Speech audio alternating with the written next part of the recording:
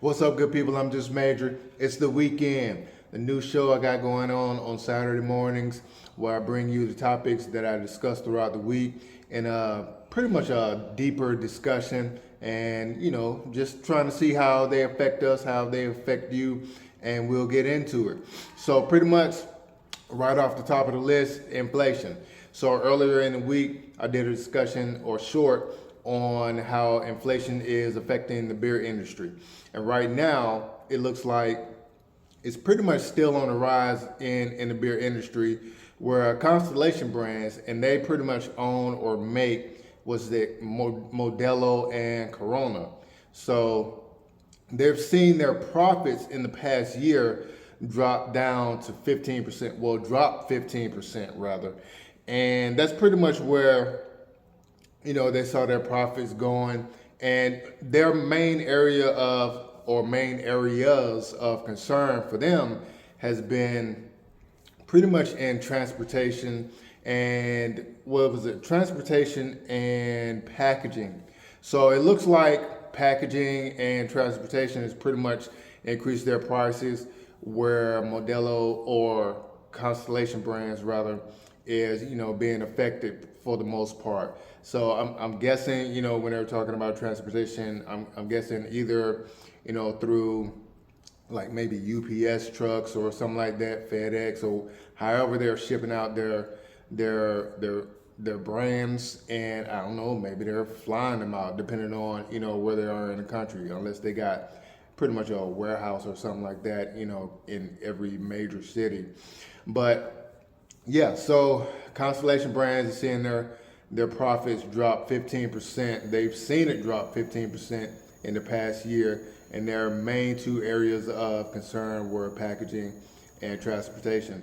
Packaging, I'm not sure how that's pretty much affecting them. I thought they would pretty much be doing their own packaging, but maybe they got a third party company doing the packaging for them, and then giving it back or shipping it back to Constellation Brands, and then Constellation Brands is shipping it back out to the consumer. So yeah, that's probably how they're doing it.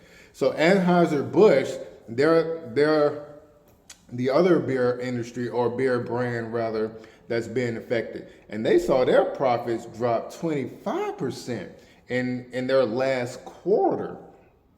Yeah, so 25% in their last quarter, where Constellation Brands, let me just make sure. So seeing their product, yeah, Constellation Brands saw their profits drop 15% in the past year. Anheuser-Busch, they saw their profits drop 25% in the last quarter. Man, that's a big drop in just a 3-month span. So yeah, so just kind of move right along. And next subject, we pretty much going to talk about AMC.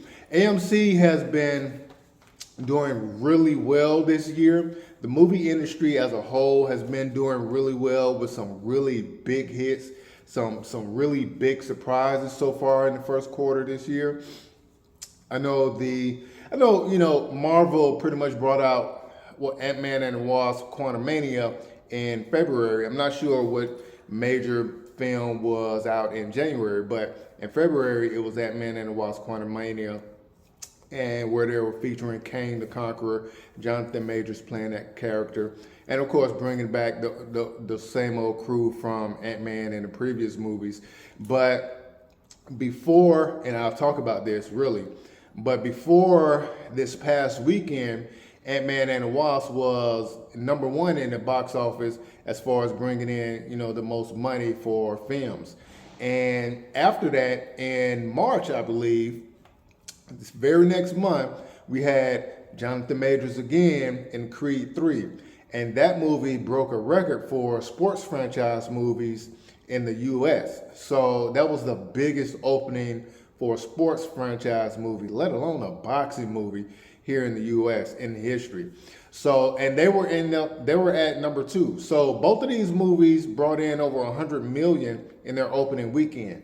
But get this, just this past weekend, Super Mario Brothers.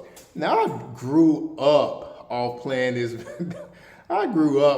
video game. It was probably, other than Pac-Man, and the Atari. I know you new schools, y'all don't know what Atari is. Don't even worry about all that. But yeah, so Pac-Man and Super Mario Brothers or Mario Brothers, man, this was like the one of the first two video games that I ever played as a kid when the video games, were pretty much, out when I was playing them. That was, well, other than college, that was the last time I ended up playing video games. But Super Mario Brothers, man, this weekend brought in $146 million. They jumped over Ant-Man and the Wasp Quantumania. So, man, $146 million, and they brought that in over the weekend. So, yeah, it was pretty big. It was really big. So that was pretty much, this top spot for movies. So AMC this weekend, they ended up having their best weekend pretty much since the pandemic. And that ended up being their biggest weekend where they brought in 3.6 million moviegoers over the weekend. That was their biggest weekend since the pandemic. And that Saturday was their biggest weekend as well. So like I said, Ant-Man and the Wasp, number 2 right now, where Super Mario Brothers brought in 146 million. They jumped the top spot.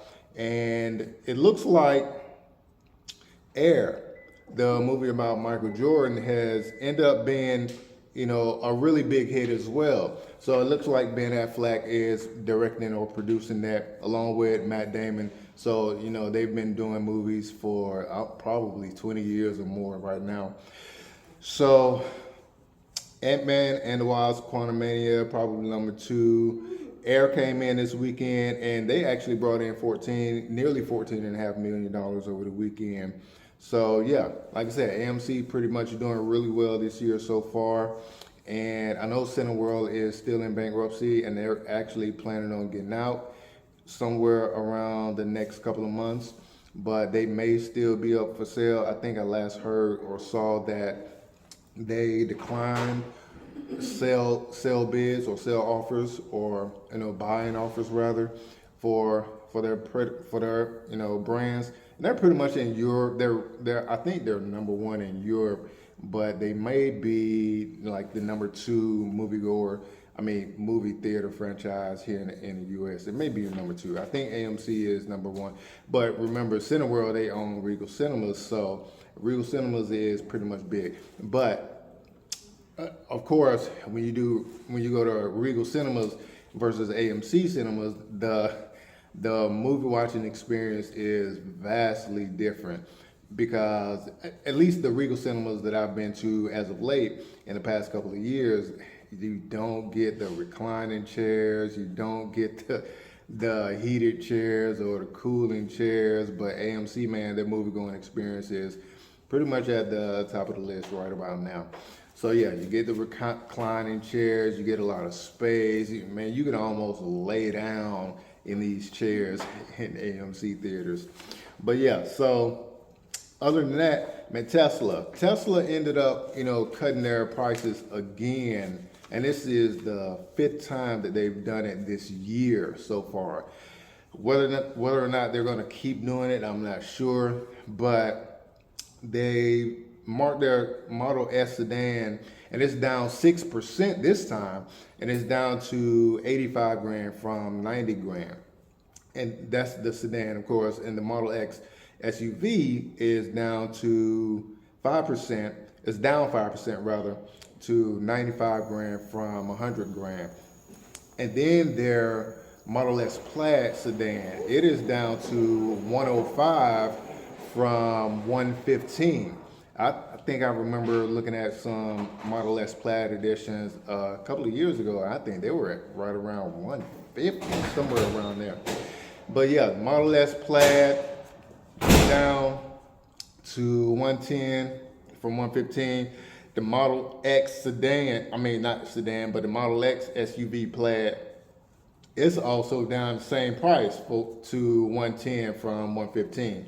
So yeah, you can get the SUV now for pretty much the same price, at least in Model X Plaid, well, the Plaid edition for Tesla, so you can get the SUV for the same price as a sedan. I'm pretty sure I would roll with the SUV if I'm gonna get it for the same price. But the Model S and the regular Model X, they're about a 10 grand difference. But the Plaid editions, you can pretty much get them for the same price. So yeah, so man, and let's see. Oh my God, man. Egg prices, inflation again.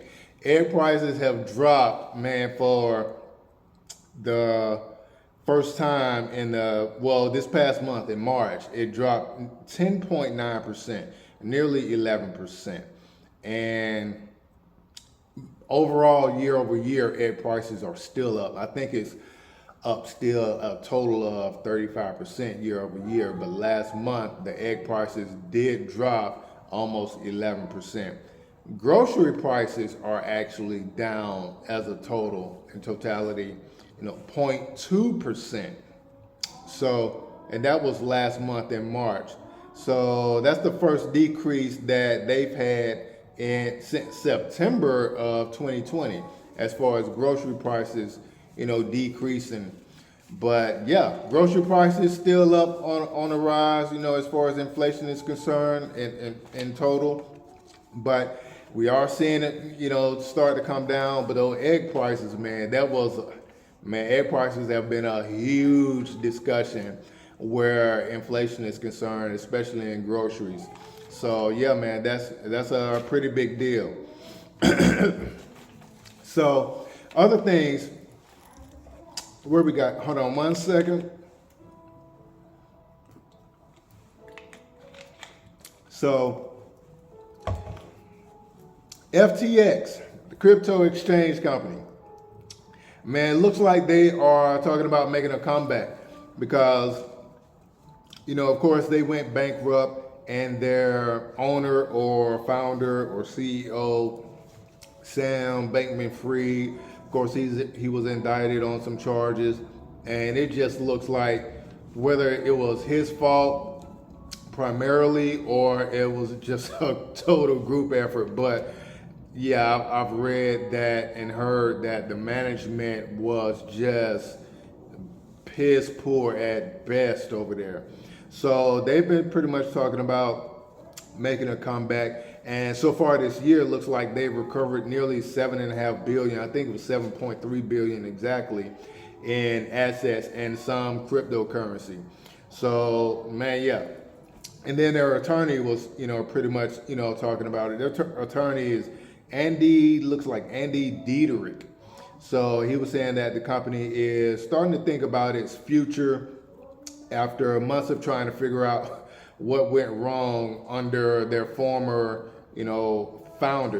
former founder, Sam Bankman-Fried.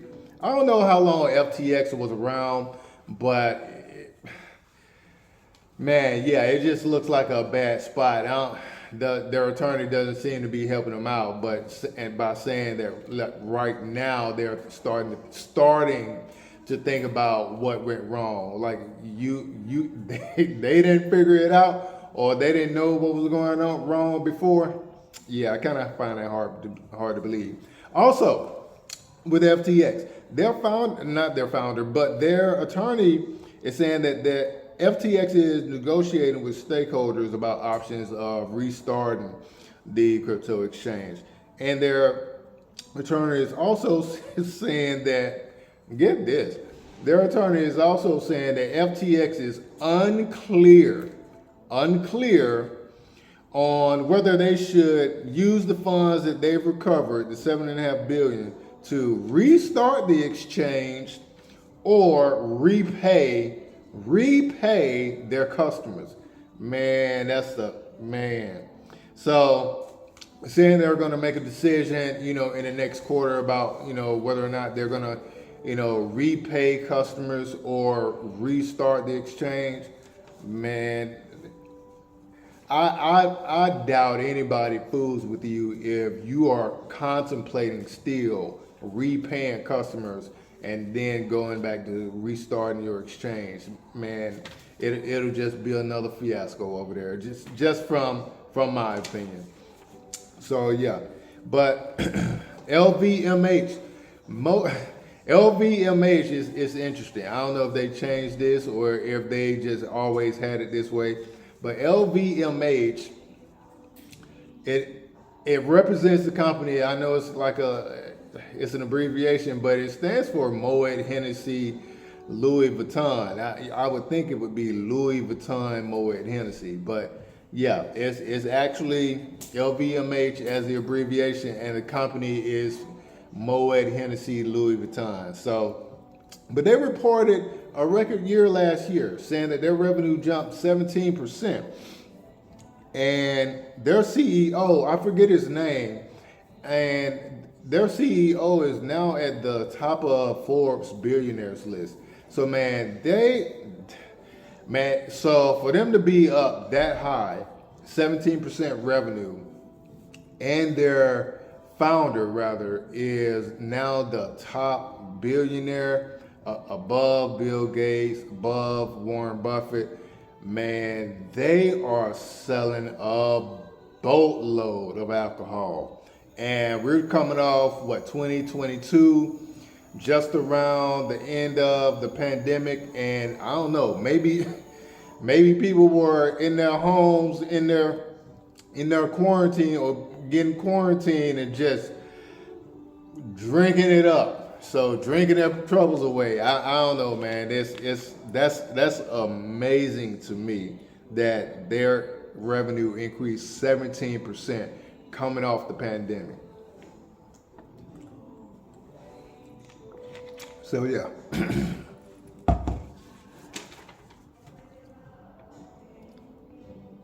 So also with FTX, Shaq, the Big Aristotle, Shaquille O'Neal. Now, FTX has all of these celebrities and athletes that were doing commercials for them, all this kind of stuff, where they were paying people. And I'm thinking part of the problem was the celebrities and athletes weren't saying that they were getting paid.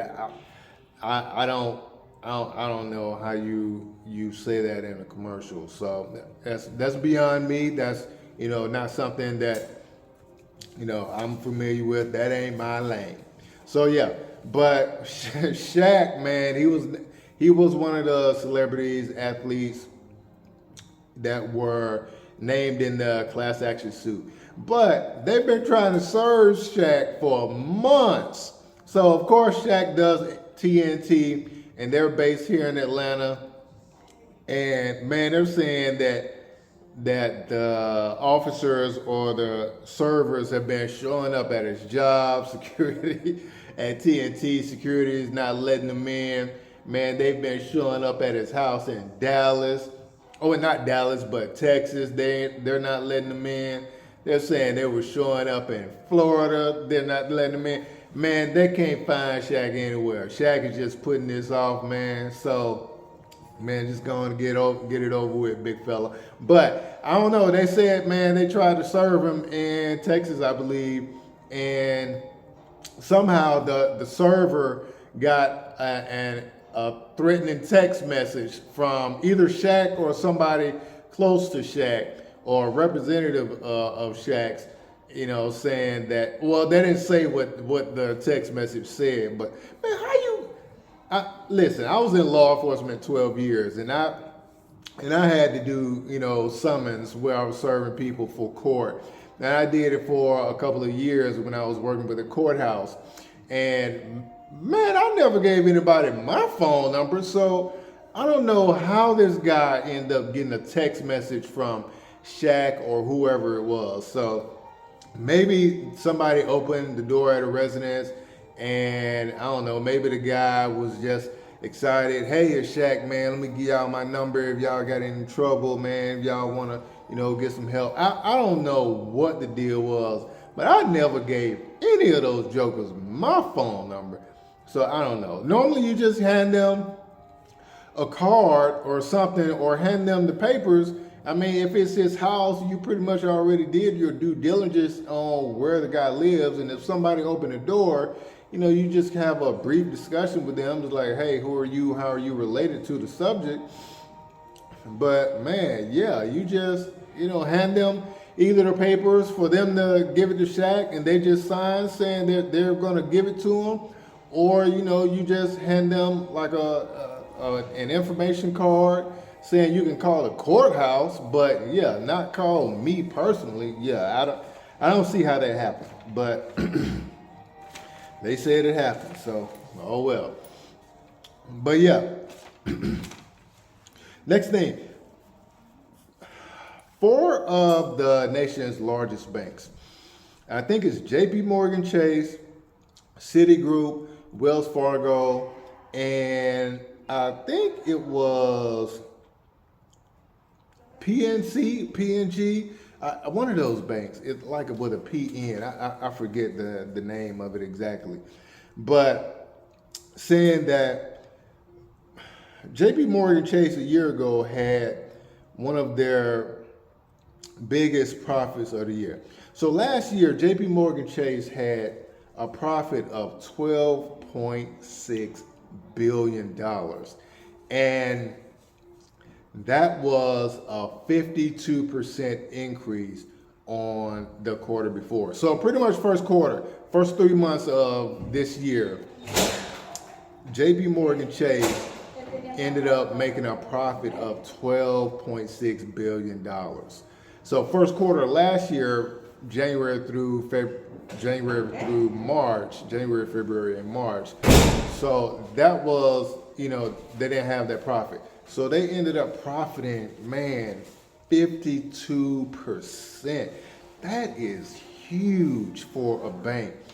And especially coming off last month where you got Silicon Valley Bank, pretty much dismantling. And you got, Signature Bank pretty much dismantling.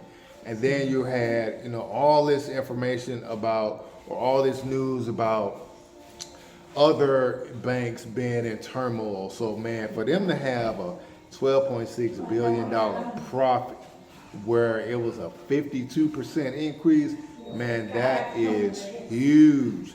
That is extremely huge on how they pretty much ended up doing that.